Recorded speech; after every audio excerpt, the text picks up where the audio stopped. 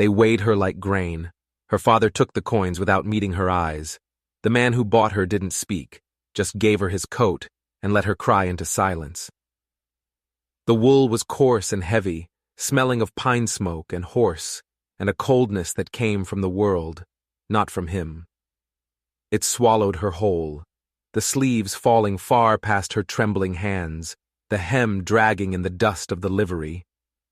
She huddled inside it, a small, shamed animal in a borrowed den, and watched her father walk away, his back a straight, unbending line of betrayal. The coins in his pocket made no sound she could hear, but she felt their weight in the hollow of her own stomach. The man, the one who owned her now, waited. He did not touch her again. He did not prod her or rush her. He simply stood by the head of a raw-boned mare, his shadow long and thin in the afternoon light, and let the silence stretch until her sobs became ragged, hitching breaths, and then nothing at all. When she finally looked up, her face swollen and slick with tears, he only nodded, a slight, almost imperceptible motion, and gestured with his chin toward a second horse, a sturdy gelding with a patient eye. There was no saddle, only a thick blanket strapped across its broad back. He expected her to ride. The thought sent a fresh wave of humiliation through her, the memory of her father's words, sharp and clear as shattered glass. Too much to feed, not enough to work. A burden. She was a burden to be mounted on a horse, a sack of unwanted flesh to be hauled away. She looked at the gelding's back, a vast expanse, and felt the familiar hot shame creep up her neck. She couldn't. She couldn't possibly pull herself up there, not with him watching, not with the memory of the scales still branding her skin. He seemed to understand, or perhaps he was just tired of waiting. He moved without a word, his steps measured and slow. He didn't offer a hand to hoist her, the way a gentleman might. Instead, he led the gelding to the side of the water trough, a sturdy, high-walled box of rough-hewn timber. He tapped it twice with his knuckles, a hollow, resonant sound. A step. He was giving her a step, without making it seem like a favor, without drawing attention to the size of her or the struggle he anticipated. It was a gesture of such quiet, practical consideration that it pierced through her grief more sharply than any kindness would have. She climbed onto the trough, her legs shaking, the borrowed coat a clumsy shroud around her. From there, it was a simple thing to swing her leg over the horse's back. She settled onto the blanket, her thighs wide and heavy against the animal's warmth, and stared straight ahead at the space between the gelding's ears, refusing to look at the man. He mounted his own horse in a single fluid motion and clicked his tongue. They moved out of the dusty town, leaving the livery and the general store and the silent, judging windows behind them. Ruthie did not look back. There was nothing there to see. The world was a blur of gray-green sage and pale, dusty earth. The sun beat down, but inside the heavy wool coat, she was in her own shadowed world. The man, Boone, she'd heard the livery owner call him, rode ahead, a steady, silent figure. He never turned to check on her, yet she felt his awareness of her in the even, unhurried pace he set. It was a pace that didn't tax her, that didn't make the horse beneath her sweat or strain. They rode for hours. The silence was absolute, broken only by the plod of hooves and the creak of leather and the whisper of the wind. In that silence, her shame had room to breathe, to expand until it filled her chest and choked her.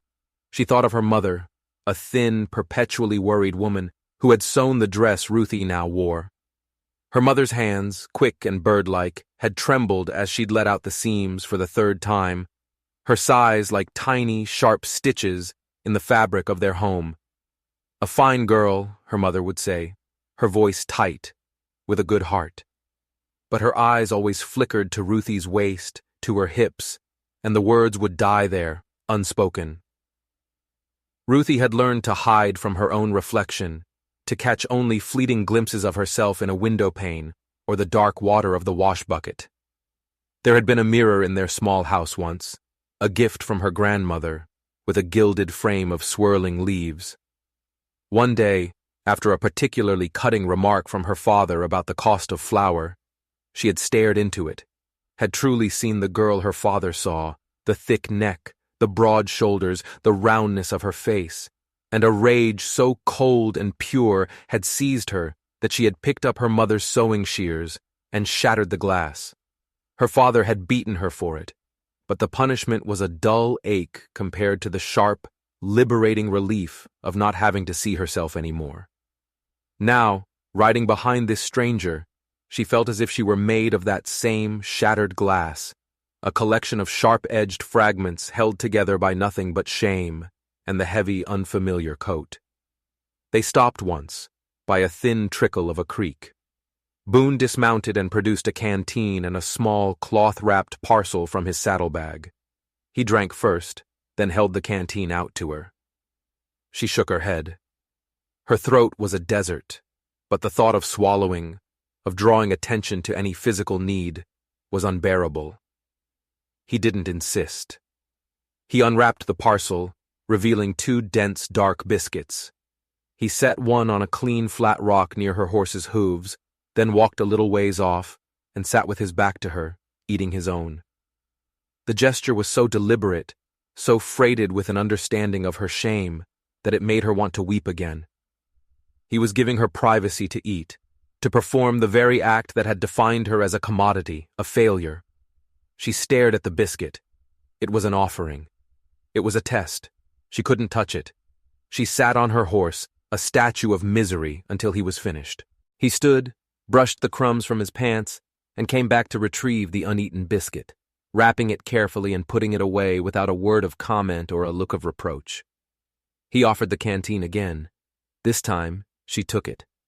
Her hands were clumsy in the oversized sleeves of the coat, and she fumbled with the cap. He reached out, his fingers brushing hers for a fraction of a second as he steadied the canteen. His hand was rough, the skin ridged with old scars that twisted from his knuckles up under the cuff of his shirt. She saw them, white and silver against his tanned skin, and for a moment her own shame was eclipsed by a flicker of curiosity, of a shared sense of damage. He didn't pull his hand away. He simply held the canteen steady until she had the cap undone, then retreated back into his own space. The water was cool and tasted of metal and earth. It was the first thing that had felt real all day. The sun was bleeding into the horizon when they finally arrived. It wasn't a ranch, not a proper one with a big house and barns. It was just a cabin, small and dark against the deepening purple of the hills, nestled in a crook of land by a creek that chuckled and hissed over stones. A single gnarled cottonwood stood beside it like a lonely sentinel. There was a lean-to for the horses and a small, fenced-in area where a few chickens scratched and muttered in the dust. It was a place of profound and aching loneliness. It was her new home. Boone slid from his mare and walked over to her, his movements stiff with fatigue. He stood by her horse's head and looked up at her. In the fading light, she could see his face more clearly for the first time. He wasn't old, maybe 10 years her senior. His face was thin, weathered, but it was the burn scars that drew the eye. They started on his left cheek, a puckered, shiny landscape of ruined skin that pulled at the corner of his eye and disappeared into his hairline. They were old wounds, long-healed, but they gave his face a permanent, lopsided grimace that might have been frightening if his eyes weren't so clear and steady. They were the color of moss, and they held no judgment, no pity, only a deep, bottomless weariness. "This is it," he said. His voice was rough, like stones grinding together, the voice of a man who didn't use it often. It was the first time he had spoken to her directly. She just nodded, unable to form a word. He seemed to expect no more. He helped her down, not by lifting her, but by holding the horse's bridle and offering his shoulder as a steadying point for her to lean on as she slid to the ground. Her legs were numb and weak. She stumbled, and for a second she was pressed against his side. He was hard and unyielding as a tree, and through the layers of his shirt and her coat, she felt a surprising warmth. She pulled away as if she'd been burned, her face flaming. He took no notice, turning to unsaddle the horses with an economy of motion that spoke of a lifetime of such tasks. "The cabin's open," he said over his shoulder. "There's water in the bucket." She stood there for a long moment, clutching the coat around her, a solitary, miserable figure in the vast, indifferent twilight. The cabin door was a dark, unwelcoming rectangle. Inside, there would be walls, a roof, a place to hide. She took a hesitant step, then another, her boots sinking into the soft earth. The air was cool and clean, smelling of dust and pine and the dampness from the creek. A swarm of tiny wasps, no bigger than her thumbnail, danced in the last rays of sun near the cabin's eaves, their bodies iridescent jewels in the gloom. She flinched away from them, a lifetime of being told she was clumsy and slow, making her fear their sting. She hurried past them and pushed open the heavy plank door. The inside of the cabin was one room, dark and smelling of wood smoke and dust. A stone fireplace dominated one wall, its hearth swept clean. There was a rough-hewn table with 2 chairs, a dry sink with a bucket and a ladle, and shelves holding a few tin plates and mugs. In one corner was a bed, a simple frame with a straw-stuffed mattress. In the opposite corner was a pile of clean, folded blankets and a second, thinner mattress ticking, also stuffed with straw. Her bed. The starkness of the arrangement, the clear, unspoken delineation of space, was another act of quiet consideration. He was not going to touch her. The thought should have been a relief, but it was so much more than that. It was a gift of safety she hadn't realized she was so desperate for until it was given. She walked over to the far wall, where a small, unglazed window looked out onto the creek. Hanging beside it, from a nail driven into a chink in the logs, was what was left of a mirror. It was just a large, jagged shard, maybe a quarter of what it had once been. Its edges were sharp and dangerous, but the silvered backing was still bright. It didn't reflect the room. It didn't reflect her. It caught the last fiery light of the sunset and threw a splash of brilliant liquid gold onto the opposite wall. It was a broken thing that still held the light. She stared at it, her throat tight, and felt a strange kinship with the sharp, beautiful, useless piece of glass. She was still standing there when Boone came in, his arms laden with their saddlebags. He dropped them by the door without a word and went to the fireplace. He laid a fire with practiced hands, and soon a cheerful, crackling blaze pushed back the shadows and filled the small room with warmth and a flickering golden light. He cooked in silence, moving with a quiet efficiency that was almost hypnotic. He sliced bacon into a cast-iron skillet, and the smell that filled the cabin was so rich and savory it made her stomach cramp with a hunger so fierce it was painful. He baked flat cakes of cornmeal on a griddle set over the coals and brewed coffee that smelled dark and strong. He served the food onto 2 tin plates and set them on the table. He gestured for her to sit. She moved to the table as if in a dream, her body acting without her consent. She sat on the hard wooden chair and stared at the plate. The bacon was crisp, the corn cakes golden brown. It was more food than she was used to seeing on her plate at one time. It was a feast, and it was a torment. To eat in front of him, this man who had paid for her by the pound, felt like the final ultimate humiliation. She picked up the fork, her hand shaking so badly she could barely hold it. She could feel his eyes on her, not judging, just watching, waiting. She took a small bite of the corn cred. It was warm and slightly sweet, gritty with the texture of the meal. It tasted of smoke and salt and a profound aching loneliness. She forced herself to swallow. She took another bite, and another. She ate slowly, methodically, her eyes fixed on her plate, trying to make herself as small as possible, trying to disappear. Boone ate his own meal without a word, the only sounds the scrape of his fork on the tin plate and the crackle of the fire. When she was finished, he took her plate, along with his own, and washed them in the bucket, his movements economical and precise. He set them on the shelf to dry. The small domestic act was so normal, so utterly devoid of drama or meaning, that it felt surreal. He had bought her, he had fed her, and now he was washing her plate. The day's exhaustion fell on her like a physical blow. Her bones ached, her head throbbed, and her eyes burned with unshed tears. Boone seemed to sense her fatigue. He gestured to the mattress and blankets in the corner. "Get some rest," he said. His voice was softer now, roughened by the smoke from the fire. She retreated to her corner without a word, grateful for the dismissal. She was still wearing his coat. She hadn't taken it off since he'd given it to her. The thought of removing it, of revealing the dress her mother had sewn, the body she so despised, was impossible. She curled up on the thin mattress, pulling the heavy wool tight around her, and closed her eyes. The straw beneath her rustled, smelling of dry grass and sunshine. The fire popped and hissed. Outside, the creek murmured its endless story to the stones.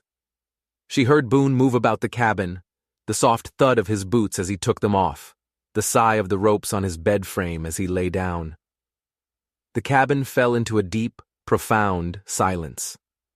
She lay there, awake in the darkness, a 16-year-old girl who had been sold by her father, in a stranger's cabin, in a stranger's coat.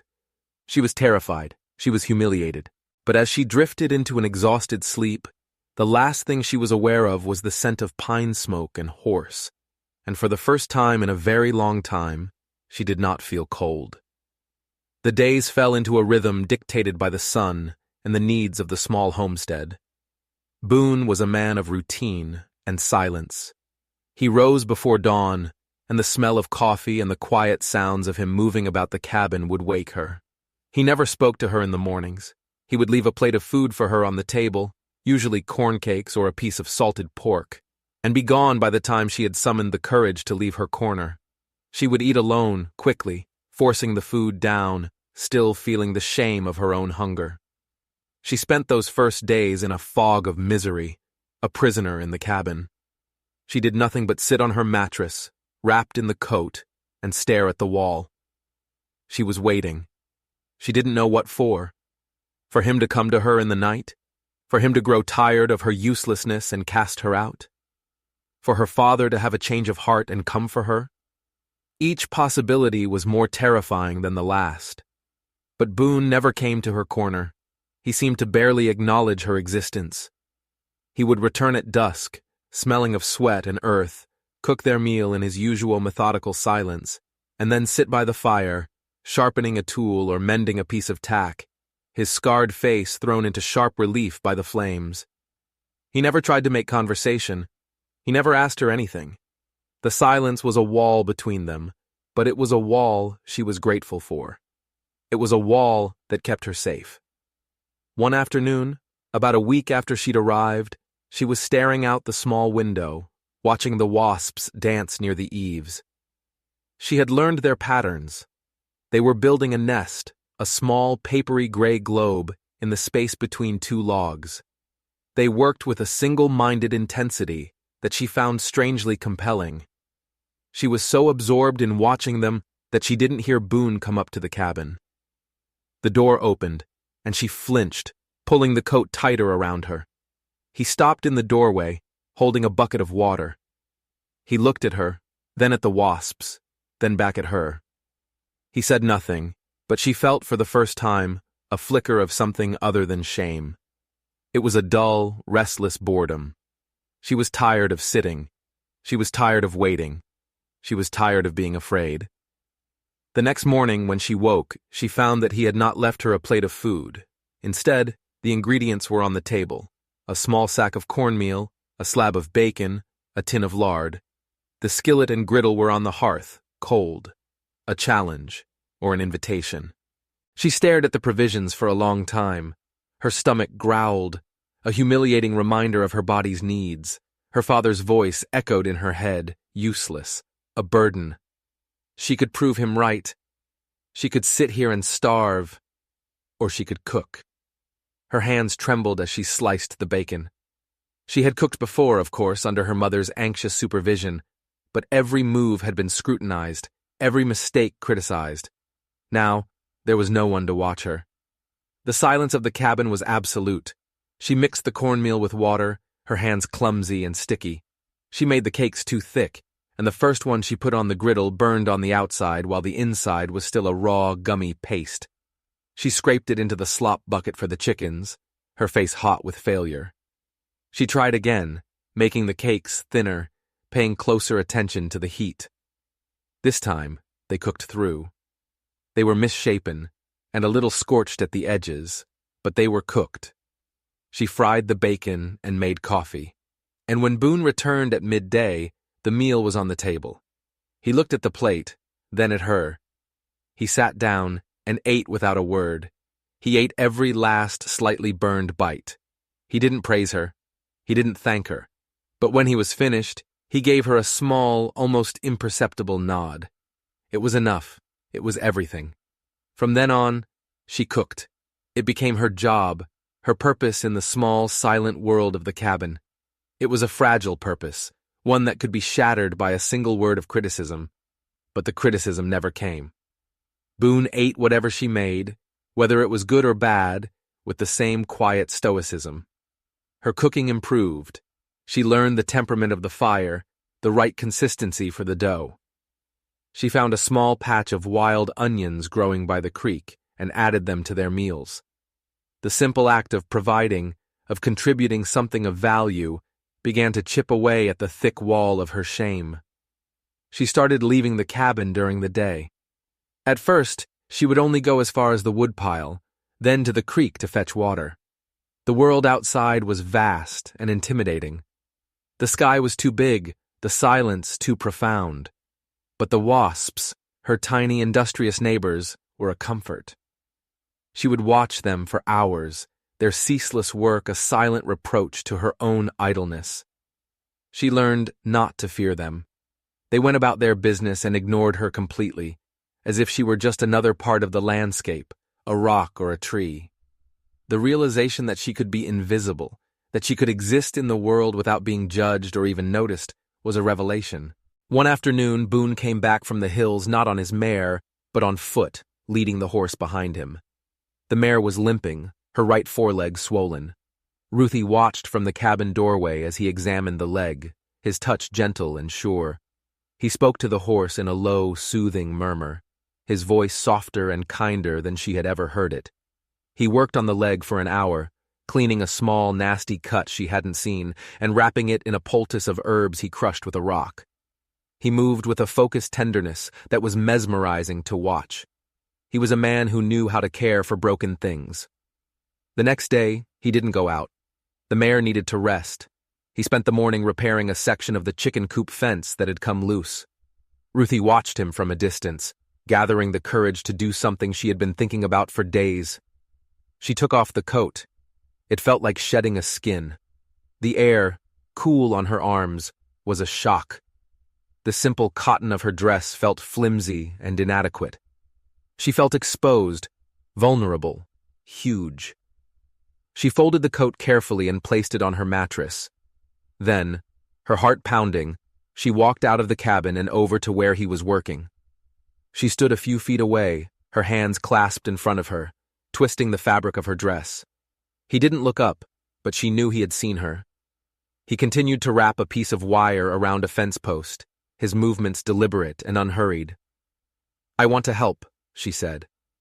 Her voice was a croak. She hadn't realized how long it had been since she had spoken a full sentence. He finished with the wire, testing it with a tug. Then he straightened up and looked at her. He took in the dress, her bare arms, her nervous posture. His gaze was steady, unreadable. For a long moment, he said nothing. Then he nodded toward a pile of small rocks. "Those chickens kick dirt all over the eggs," he said, his voice its usual rough rasp. "We could build a low wall around the nesting boxes, keep 'em cleaner." It wasn't praise. It wasn't encouragement. It was a statement of fact. It was a job. It was an acceptance. A wave of relief so profound it made her dizzy washed over her. She nodded, unable to speak, and went to the pile of rocks. She started carrying them one by one to the coop. They were heavy and awkward, and the work was hard. But it was good work. It was real work. They worked together all afternoon in their usual silence. But it was a different kind of silence now. It was the silence of two people engaged in a common task, a silence that was shared, not empty. As the sun began to set, They finished the small wall. It was crooked and uneven, but it was sturdy. Boone ran his scarred hand over the top of it, a gesture of satisfaction. He looked at Ruthie, and for the first time, she thought she saw the ghost of a smile pull at the good side of his mouth. "It'll do," he said. And in his world, she was beginning to understand. "It'll do" was the highest form of praise. That night, she didn't put the coat back on. She slept in her dress, and for the first time, she didn't dream of the scales, or her father's face, or the sound of coins changing hands. She dreamed of the wasps, building their perfect papery home, one tiny mouthful at a time. The mare's leg healed slowly. For 2 weeks, Boone was grounded, and in that time, the world of the homestead expanded for Ruthie. He seemed to take her decision to work as a permanent one, and he began to assign her tasks, always in his indirect, non-verbal way. He would simply leave a tool, a hoe, a small axe, a bucket, in a place where she would find it, and she would understand what needed to be done. She weeded the small, struggling vegetable patch he had planted. She learned to split kindling, the rhythmic thud of the axe, a satisfying counterpoint to the silence.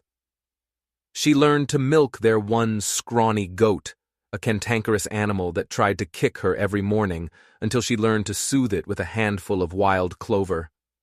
Her hands, once soft and useless, became calloused and strong. The shame of her body began to recede, replaced by an awareness of what it could do. It could haul water, it could chop wood, it could coax a stubborn goat into giving milk. It was a useful body. The thought was so new, so revolutionary, that it almost frightened her. One day, Boone decided the mare was well enough for light exercise. He led her out of the lean-to, her steps still tentative. He walked her in slow circles, murmuring to her. Ruthie watched from the doorway as she always did. After a while, he stopped and looked over at her. "She needs to be ridden," he said, "just a little, to keep the stiffness out." He held the reins out to her. Ruthie's heart leaped into her throat. "Me?" The word was a squeak. "I don't know how. Not really." "You know how to sit on a horse," he said. "The rest is just learning to listen." He brought the mare over to the cabin wall, giving her a step up without being asked. She mounted, her body clumsy with nerves. The mare felt different from the placid gelding she had ridden before. She was finer, more sensitive, her muscles bunched and ready beneath the blanket. Ruthie grabbed the reins with both hands, her knuckles white. "Loosen up," Boone said, his voice calm. "She can feel you strangling her." He adjusted her hands on the reins, his scarred fingers briefly covering hers. His touch was impersonal, instructive, but it sent a jolt through her all the same. "Just let him rest in your hands. You're not steering a wagon. You're having a conversation." He taught her the signals, a light pressure with the knees, a shift in her weight, a gentle pull on one rein. He walked beside her as she guided the mare in a slow, wobbly circle. "Look where you want to go," he said. "Not at her head. She'll follow your eyes." Ruthie lifted her gaze from the horse's neck and looked toward the creek. The mare, as if reading her mind, turned and walked in that direction. A small gasp of surprise and delight escaped her. It was like magic. It was a conversation. For the next hour she rode, with Boone walking nearby, offering quiet instructions. She learned to make the mare stop, to turn, to walk on. She was clumsy. She made mistakes. But for the first time in her life, she felt a sense of control, of grace. She was not a burden on the horse's back. She was a partner. When she finally slid to the ground, her legs were trembling, but her face was flushed with triumph. She had done it. She had ridden a horse.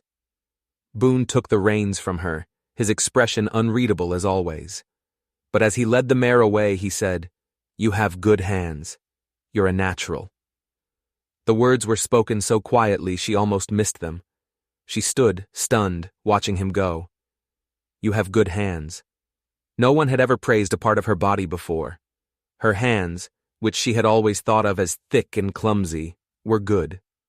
A strange, unfamiliar feeling bloomed in her chest, a feeling that was warm and light and dangerously close to hope. The riding became a daily ritual. Every afternoon she would ride the mare, venturing a little farther each day. She rode up the creek, into the shade of the pines, and out onto the low, rolling hills that surrounded their small valley. From the top of a hill, she could see for miles. The world was so much bigger than she had ever imagined. It was a world of soaring hawks and distant purple mountains, and a sky so vast it made her feel small, but not in a bad way. It made her feel insignificant in a way that was liberating. Her shame, her past, her father's cruelty, it all seemed so small and petty in the face of such grandeur. Boone never rode with her. He would saddle the mare for her and watch her go, a silent figure leaning against the fence of the corral he had started building. But she felt his trust like a physical presence, a shield that went with her. He was trusting her with his horse, his most valuable possession besides the land itself. He was trusting her to come back. And she always did. She would return at dusk, her hair wild from the wind, her face glowing, and find him waiting. They would eat their silent meal. But the silence was different now. It was filled with the unspoken story of her day, of the things she had seen, of the new person she was becoming. One evening, as she was unsaddling the mare, her hand brushed against a loose piece of mud and daub on the wall of the lean-to. It was still damp from a repair Boone had made earlier. On impulse, she pressed her hand into it, leaving a perfect, clear print of her palm and fingers.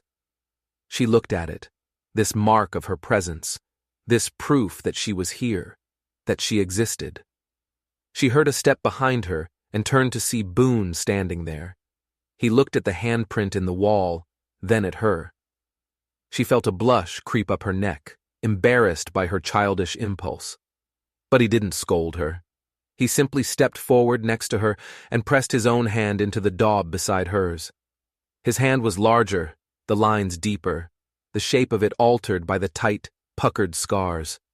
Their two prints, side by side, looked strange and beautiful in the fading light. A man with a ruined face and a girl who had been sold for her size, leaving their mark together on a wall of mud and straw. Ruthie's eyes filled with tears. She looked away toward the hills, where a single pale wildflower was nodding in the breeze. Without thinking, she walked over, plucked it, and brought it back to the wall. With a trembling finger, she gently pressed the small, delicate flower into the space between their two handprints. A fragile, beautiful thing, caught between their two broken worlds. Boone watched her, his face in shadow, his expression impossible to read. He said nothing. He didn't have to. The silence was a cathedral. It held the handprints, the flower, the setting sun, and the quiet, fragile, terrifying hope that was growing between them. The seasons turned. Summer bled into a crisp, golden autumn. The wasps abandoned their nest, leaving the perfect gray globe empty under the eaves. The cottonwood by the cabin turned a brilliant, fiery yellow, then shed its leaves, leaving stark, black branches against a pale sky. Ruthie's world was no longer confined to the cabin or the back of a horse. It was the entire homestead. She worked alongside Boone, their tasks interwoven, their silence a comfortable, well-worn blanket. They repaired the roof of the cabin, hauling buckets of mud and straw up a rickety ladder. They built a proper corral for the horses, digging post holes and stretching wire until their hands were raw. They harvested the meager offerings from their garden, a few tough-skinned squash, a handful of potatoes, a basket of stringy beans. It wasn't much, but it was theirs. They had grown it, they had built it. One afternoon they were in the lean-to, now a proper stable with 2 stalls they had built themselves. Boone was reshoeing the gelding, the air filled with the sharp, acrid smell of hot iron and scorched hoof. Ruthie was cleaning out the mare's stall, her movements efficient and practiced. A cold wind rattled the loose boards of the stable, and she shivered. She was wearing one of Boone's old flannel shirts over her dress. Her own dress was worn thin, and the coming winter promised a deep and bitter cold. She thought of the coat, the heavy wool coat he had given her. It was still folded neatly on her mattress. She hadn't touched it in months. It belonged to a different person, a girl who was afraid and ashamed. She was not that girl anymore. Or was she? The doubt was a cold sliver of ice in her gut. Boone finished with the hoof and dropped it, straightening up with a groan. He wiped the sweat from his brow with the back of his arm, leaving a smudge of soot on his scarred cheek. He caught her watching him. "Cold's coming," he said. It was a simple statement of fact, but she heard the question behind it. "Are you prepared? Do you have what you need?" "I know," she said, her voice quiet. She thought of her mother, of her trembling hands sewing, always sewing, trying to make things last, trying to stretch what little they had. She thought of the shame of outgrowing a dress, the guilt of needing more. Boone was looking at her, his moss-green eyes steady. "There's a bolt of wool cloth in the trunk at the foot of my bed," he said. "My mother left it. She was always meaning to make something with it."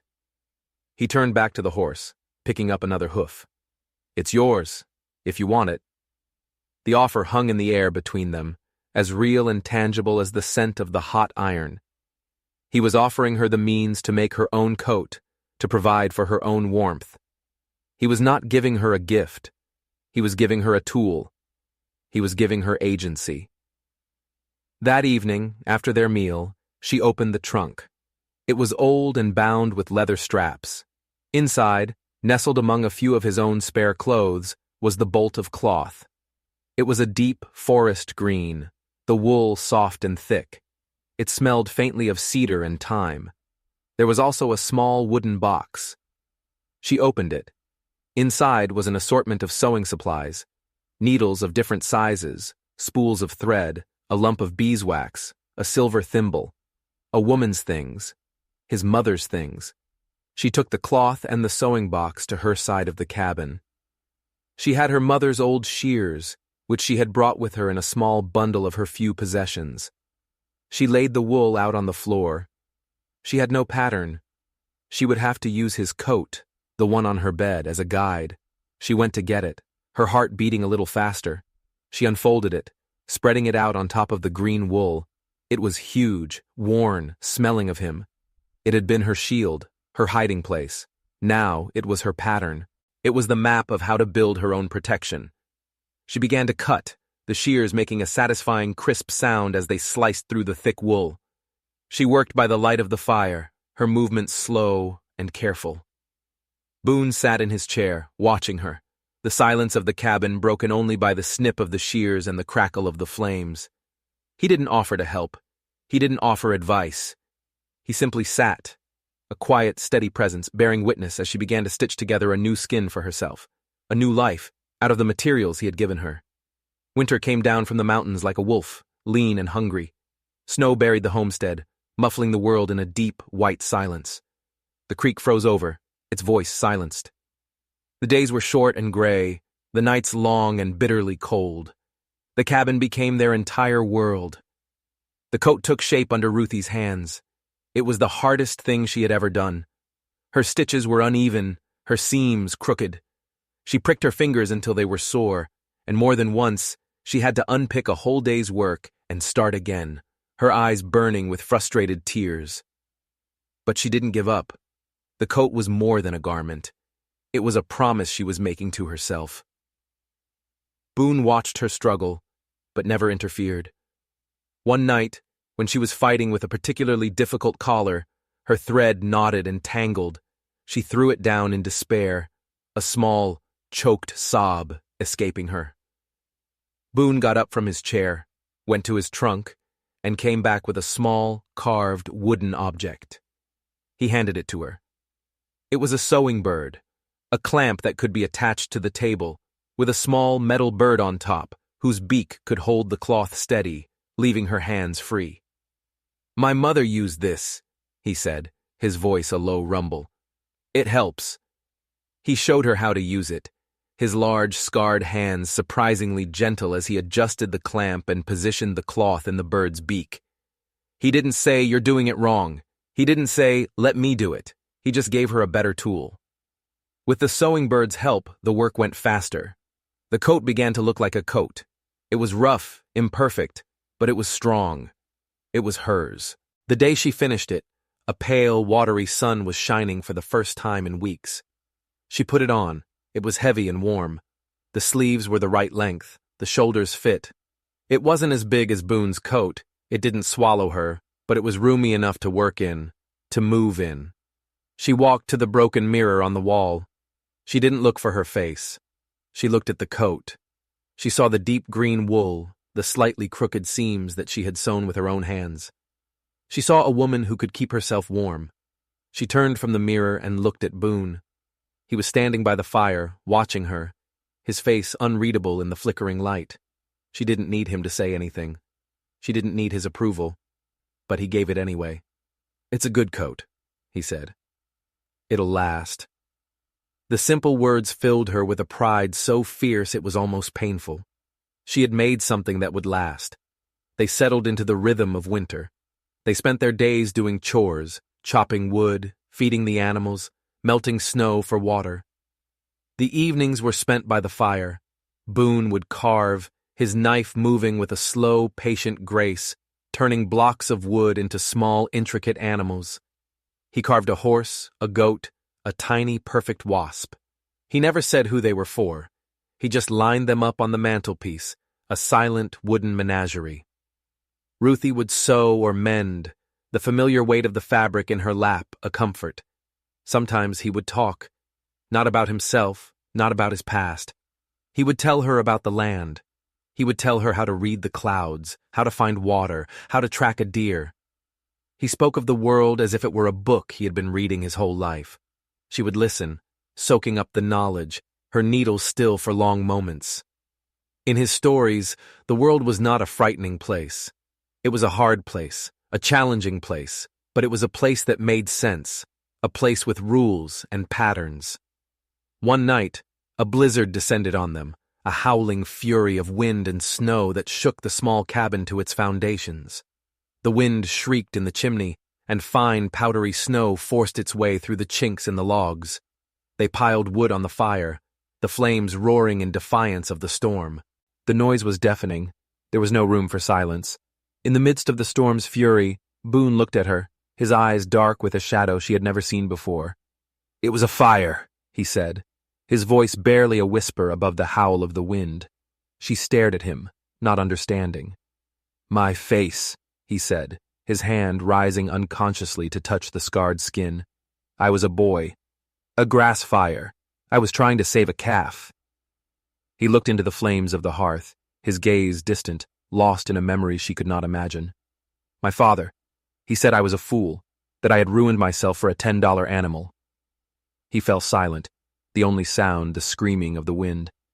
Ruthie's heart ached for the boy he had been, the boy who had been brave and foolish and had been told his courage was worth less than the price of a calf. She understood. Oh, she understood. The cruelty of a father's judgment, the price placed on a life. Without thinking, she reached out and laid her hand on his arm. Her calloused fingers rested on the worn flannel of his sleeve. It was the first time she had ever touched him voluntarily. He flinched, just slightly, a barely perceptible tremor. Then he was still. He didn't pull away. He didn't look at her. He just stared into the fire, and she left her hand there, a small, silent anchor in the raging storm. The blizzard lasted for 2 days. They were trapped together in the small, warm space of the cabin, while the world outside was a white, howling chaos. They didn't speak of the fire again. They didn't need to. Something had shifted between them. A wall had come down. The silence that returned after the storm was a new silence. It was deeper, richer, imbued with the weight of a shared secret, a shared pain. They were two people who had been judged and found wanting, who had been priced and sold cheap. But they had survived, and they were here, together, in the quiet white world that was left behind. Spring arrived in a rush of meltwater and birdsong. The creek, freed from its icy prison, roared past the cabin, a torrent of brown, churning water. The earth, soft and dark, smelled of new life. The world was being reborn, and Ruthie felt as if she were being reborn with it. She moved with a new confidence, a new sense of belonging. The homestead was not his place where she lived. It was their place, The work was not his work that she helped with. It was their work. The change was subtle, unspoken, but it was as real and powerful as the turning of the season. One morning, Boone was preparing to ride out and check the far fences, which were likely damaged by the winter snows. He was saddling his mare, the one Ruthie now thought of as her own. She came out of the cabin, a small parcel in her hand. "Wait," she said. He turned, a question in his eyes. She handed him the parcel. It was 2 biscuits and a piece of dried meat, wrapped in a clean cloth. "For your lunch," she said, her voice steady. He looked at the parcel, then at her. He remembered. She knew he did. He remembered that first day, the biscuit left on the rock that she had been too ashamed to eat. A faint reddish tinge colored the skin just above his collar. He took the parcel from her. "Thank you," he said. The 2 words were quiet, but they held the weight of the entire year that had passed between them. He mounted his horse and rode away, the small, cloth-wrapped parcel tucked securely in his saddlebag. Ruthie watched him go, a small, quiet smile on her face. It was a simple thing to feed a man, but for her, it was a victory. It was the closing of a circle. The shame was gone. She was no longer the girl who was afraid to eat. She was a woman who could provide. The days grew longer, warmer. The wildflowers came, a riot of color on the hillsides, blue and yellow, and a deep, fiery red. Ruthie found herself humming as she worked. She had never been a person who hummed. Her life had never held the kind of quiet contentment that gives rise to music. But now, it did. She felt a lightness in her spirit that she had never known. She still never looked at her full reflection. The broken mirror still hung by the window, catching the light, throwing fragments of beauty onto the wall. But she was no longer afraid of her own shadow. She would see it, long and solid on the ground beside her, and she would feel a sense of rightness. It was the shadow of a strong woman, a capable woman. It was her shadow. One afternoon she was in the stable, mending a tear in a saddle blanket, her needle moving with a practiced, steady rhythm. She was thinking about Boone, who was out on the range. She was thinking about the way his eyes crinkled at the corners when he was pleased, the way he had of listening, truly listening, to the world around him. She was thinking that the quiet life they had built together was more precious to her than anything she could ever have imagined. She was thinking that she might be in love with him. The thought did not frighten her. It felt as natural and inevitable as the coming of spring. She heard the sound of a horse, but it wasn't Boone's familiar rhythm. This was a tired, plodding sound. She looked out the stable door, and her heart stopped. A man on a sway-backed horse was riding into their valley. He was slumped in the saddle, a figure of weary defeat. But she recognized him instantly. It was her father. He looked older, thinner. His clothes were worn, his face etched with new lines of worry and failure. He slid from his horse, his movements slow and stiff, and looked around the homestead, at the sturdy corral, the neat woodpile, the smoke curling from the cabin chimney. His eyes held a flicker of something: surprise, resentment, greed. He saw her standing in the stable doorway, and his face broke into a weak, wheedling smile. "Ruthie," he said, his voice thin and reedy. "There you are, girl. I've been looking for you." She said nothing. She stood her ground, the needle and thread still in her hand, the saddle blanket clutched in her fist. All the old shame, all the old fear, rose up in her like bile. She could feel the weight of the scales on her skin, hear the clink of the coins. He took a step toward her, his eyes darting around, assessing the place. "You've done well for yourself," he said, his voice taking on a note of false heartiness. "This is a good place, a solid place." He stopped a few feet from her. "Your mother's passed on," he said, his voice dropping into a tone of practiced grief. "It was a hard winter." Ruthie felt a pang of sorrow, sharp and clean, for the thin, anxious woman who had tried in her own weak way to love her. But the sorrow was distant, muffled by the wall of betrayal that stood between her and this man. "I've had a run of bad luck," her father continued, his eyes finally meeting hers. They were watery and evasive. "The farm's gone. I've got nothing." He took another step, his hand outstretched, not to her, but to the idea of her, to the idea of what she represented. I need your help, Ruthie. I'm your father. You owe me. This man you're with, he's got plenty. A little money is all I need, just enough to get back on my feet. The words hung in the air, obscene and grasping. He had sold her like livestock, and now he had come back to the animal he had sold, expecting it to provide for him. The injustice of it was so vast, so profound, it stole her breath. She looked at his outstretched hand, the hand that had taken the coins, and she felt a rage so cold and clear it was like a shard of ice in her heart. She thought of Boone. She thought of his quiet kindness, his scarred face, his patient hands. She thought of the coat, the mirror, the handprints in the wall. She thought of the life they had built here, a life of dignity and work and mutual respect, a life this man could never understand. She heard another horse, Boone. He was riding in from the hills, his figure silhouetted against the afternoon sun.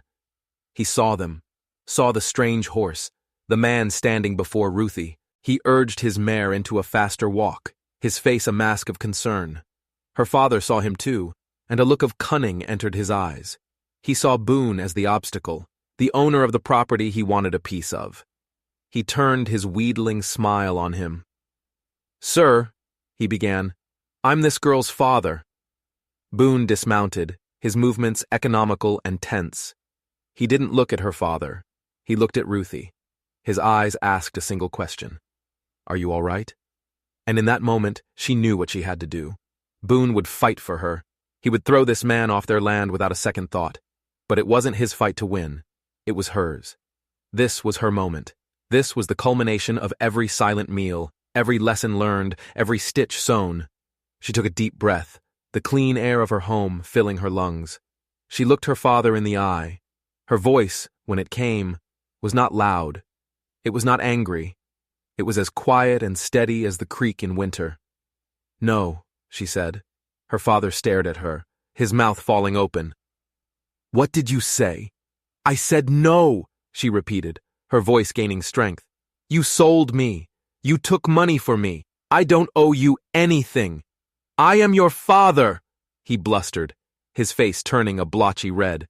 "That doesn't give you the right to sell me," she said, the words coming easier now. "That doesn't give you the right to come here and ask for more. This is my home. You are not welcome here." She looked past him, at Boone, who stood watching, his face still and proud. She saw in his eyes everything she had become. She was not a burden. She was not a commodity. She was a woman who knew her own worth. She turned back to her father. His face had crumpled, the bluster replaced by a pathetic, whining disbelief. He had come here expecting a timid, shamed girl he could bully. He had found a stranger. "Get on your horse," she said, her voice flat and final, "and ride away, don't come back." He stood there for a long moment, his mouth working, but no sounds coming out. He looked from her cold, determined face to the hard, unyielding presence of Boone. He saw that there was nothing for him here. The well was dry.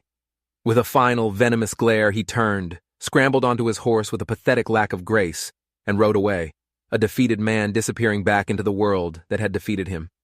Ruthie watched him go until he was just a small, dark speck on the horizon. She did not feel triumph. She did not feel hatred. She felt nothing. He was a ghost from another life, a life that was no longer hers. The silence he left behind was clean and pure. She turned to Boone. He was still standing by his horse, his gaze soft, his pride in her a palpable thing. He had let her fight her own battle. He had trusted her to be strong enough. And she had been. He walked toward her, and she met him halfway. They stood before each other in the quiet afternoon light, the sounds of the homestead, the clucking of the chickens, the murmur of the creek, a gentle chorus around them. He reached out not to touch her, but to gently take the saddle blanket and needle from her unresisting hands. He set them aside. Then he just looked at her, his moss-green eyes saying everything his mouth could not. The sun was warm on her face. The air smelled of pine and damp earth and home. She didn't ask if he loved her. She just touched his hand and knew.